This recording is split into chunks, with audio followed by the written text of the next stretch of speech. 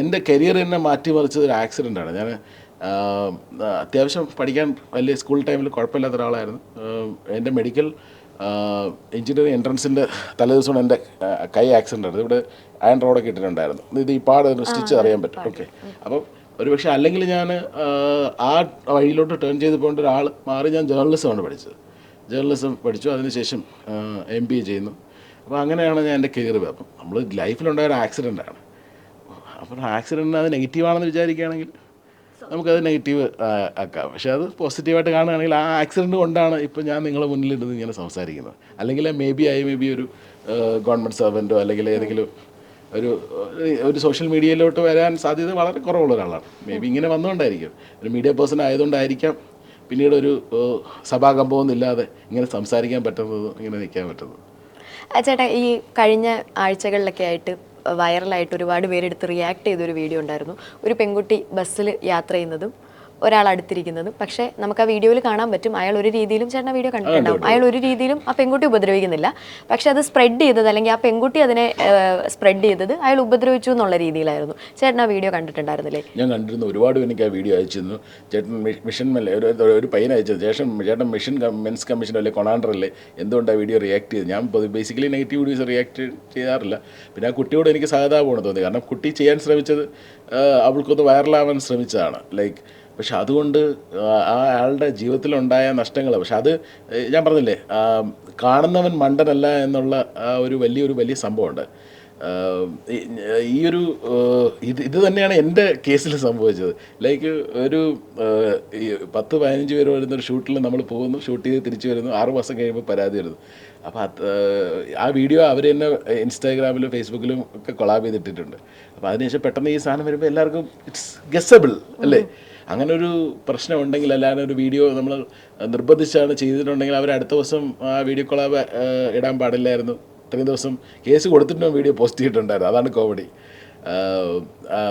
Case കൊടുത്ത് FIR ആയി ഒരാഴ്ച കഴിഞ്ഞിട്ടാണ് വീഡിയോ റിമൂവ് ചെയ്യുന്നത്.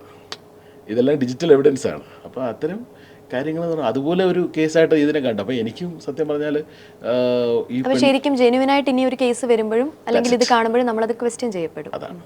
ഇനിയിപ്പോൾ പെൺകുട്ടി പുലി വരുന്നേന്ന് കേട്ടിട്ടില്ലേ? അതുപോലെ പെൺകുട്ടി പറഞ്ഞത് പുലി വരുന്നേ, അത് യഥാർത്ഥത്തിൽ പുലി വന്നോ ഇല്ല.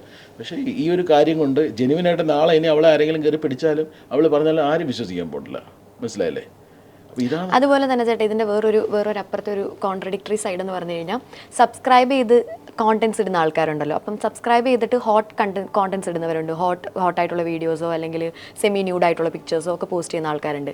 അപ്പോൾ പക്ഷേ അങ്ങനത്തെ ആൾക്കാർക്ക്, അതായത് അങ്ങനത്തെ ആൾക്കാരെ ഞാൻ ഉദ്ദേശിച്ചത്, അങ്ങനത്തെ വീഡിയോസ് പോസ്റ്റ് ചെയ്യുന്ന പെൺകുട്ടി നാളെ അവൾക്ക് എന്തെങ്കിലും ഒരു പ്രശ്നം വന്നു കഴിഞ്ഞാൽ അവൾക്കത് ഒരിക്കലും പബ്ലിക്കിൽ വന്ന് പറയാൻ പറ്റുന്നില്ല എന്ന് എനിക്ക് തോന്നാറുണ്ട്. ബിക്കോസ് പബ്ലിക്കിൽ വന്ന് പറഞ്ഞു കഴിയുമ്പോൾ പറയും, നീ ഇങ്ങനത്തെ വീഡിയോസ് ഇടുന്നതല്ലേ, അപ്പോൾ പിന്നെ ഇത് ഉണ്ടാവുമല്ലോ എന്ന്. പക്ഷേ ഇത് രണ്ടറ്റമാണെന്നുള്ളത് മനസ്സിലാക്കാൻ ഒരു ബോധം ഉണ്ടാവില്ല ആൾക്കാർക്ക്. ഇത് ജെനുവിൻലി ഒരു കാര്യം പറയാം, അവരുടെ കണ്ടന്റ്, അവരുടെ ഇഷ്ടപ്രകാരമാണ് അവർ സബ്സ്ക്രിപ്ഷനിലൂടെയൊക്കെ അത് കാണാൻ ലൈംഗിക ദാരിദ്ര്യം ഉള്ളത് കൊണ്ടാണ് ആൾക്കാർ അത് സബ്സ്ക്രൈബ് ചെയ്ത് 99 അല്ലെങ്കിൽ എനിക്കറിയില്ല എൻ്റെ എമൗണ്ട്, ആൾക്കാർ ഇഷ്ടമുള്ള ഇപ്പോൾ 1000 രൂപ പറഞ്ഞാലും ഇട്ട് കാണാൻ ആൾക്കാരുണ്ട്.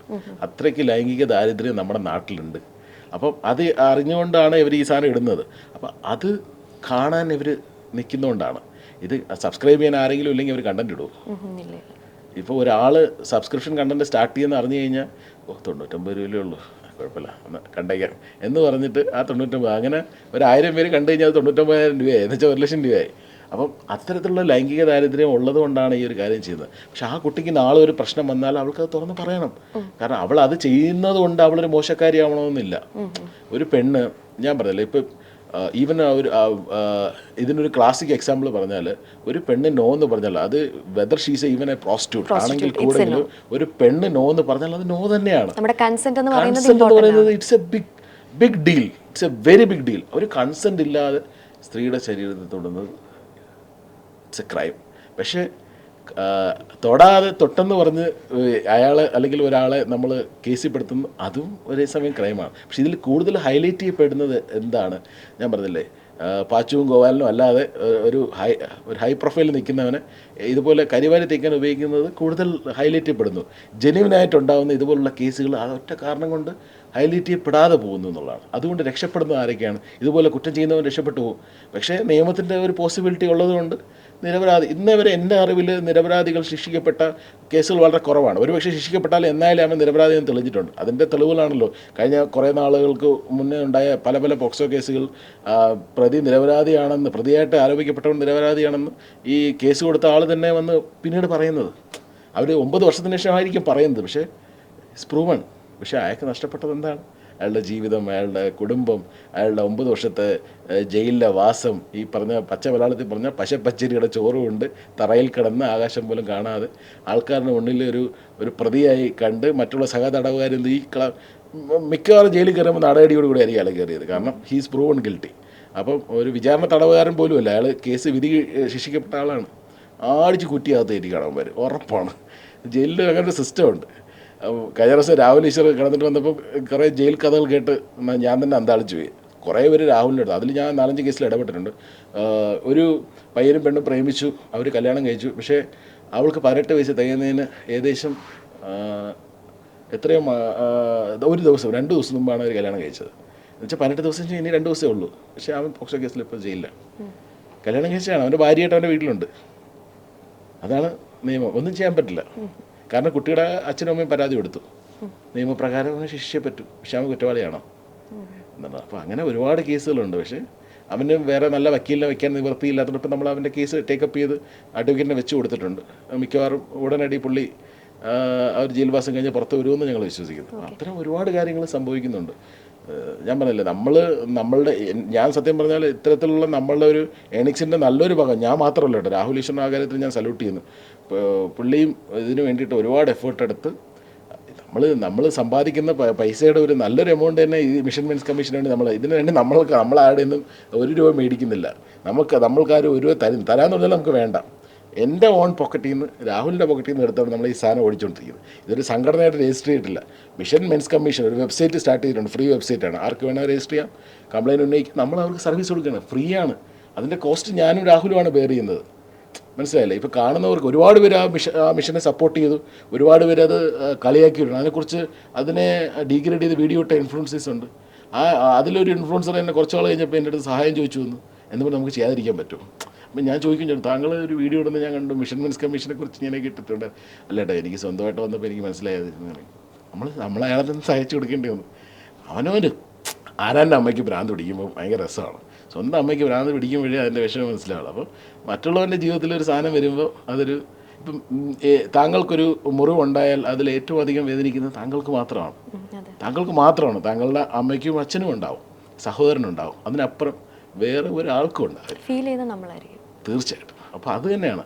സ്വന്തമായിട്ടൊരു മുറിവുണ്ടാകുമ്പോഴേ അവന് മനസ്സിലാവുള്ളൂ എത്രത്തോളം മറ്റുള്ളവൻ ഈ വേദന അനുഭവിച്ചിരുന്നുള്ളതാണ്. നമ്മുടെ കേസിൽ എനിക്ക് കുറച്ച് വിൽ പവറും കാര്യങ്ങളും, അല്ലെങ്കിൽ നമ്മളൊരു ലൈഫ് ഒരുപാട് ട്രാവലും, അല്ലെങ്കിൽ നമ്മൾ ഒരുപാട് വർക്ക് ചെയ്തതിൻ്റെയൊക്കെ ഫലമായിട്ട് ഇതൊരു കേസ് ടാക്കിൾ ചെയ്യാൻ എനിക്ക് പറ്റി. പക്ഷേ എത്ര പേർക്ക് പറ്റും എന്നുള്ളതാണ് സീരിയസ് ആയിട്ട്. ഇപ്പോൾ രാഹുൽ പോലും എന്നോട് പറഞ്ഞു, ഞാനാണെങ്കിൽ എന്ത് ചെയ്യുമെന്ന് എനിക്കറിയില്ല. ഞാൻ ആ സമയത്ത് തകർന്നു വേണം. കാരണം it's a serious allegation, fabricated fake കേസാണ്, but it's a serious allegation. How to survive എന്നുള്ളത് ആ ഒരു നിമിഷമാണ്. ആ ഒരു നിമിഷത്തെ ഒരാൾ എന്തും ചെയ്തു പോവാം എന്നുള്ളതാണ്. എല്ലാവരും അത് ചിരിച്ചുകൊണ്ട് നേരിടണമെന്നില്ല, പോസിറ്റീവായിട്ട് പോയതിനേക്കാൾ ശക്തമായി തിരിച്ചു തരണമെന്നില്ല. It depends of person to person. പക്ഷെ അത്തരത്തിലുള്ള മറ്റ് കാര്യങ്ങൾ ഉണ്ടാവാതിരിക്കാനാണ് നമ്മളുടെ പ്രാർത്ഥനയും എഫേർട്ടും. അതിന് വേണ്ടി മാത്രമാണ് ഇങ്ങനൊരു പ്രസ്ഥാനം ഉണ്ടാക്കി വെച്ചിരിക്കുന്നത്. നമ്മൾ സ്ത്രീകൾക്കോ അല്ലെങ്കിൽ പെണ്ണുങ്ങൾക്കോ എതിരെയല്ല, പക്ഷേ ഇതുപോലുള്ള വ്യാജ പരാതികൾ കൊടുക്കുന്ന പെണ്ണുങ്ങൾക്കെതിരാണ്.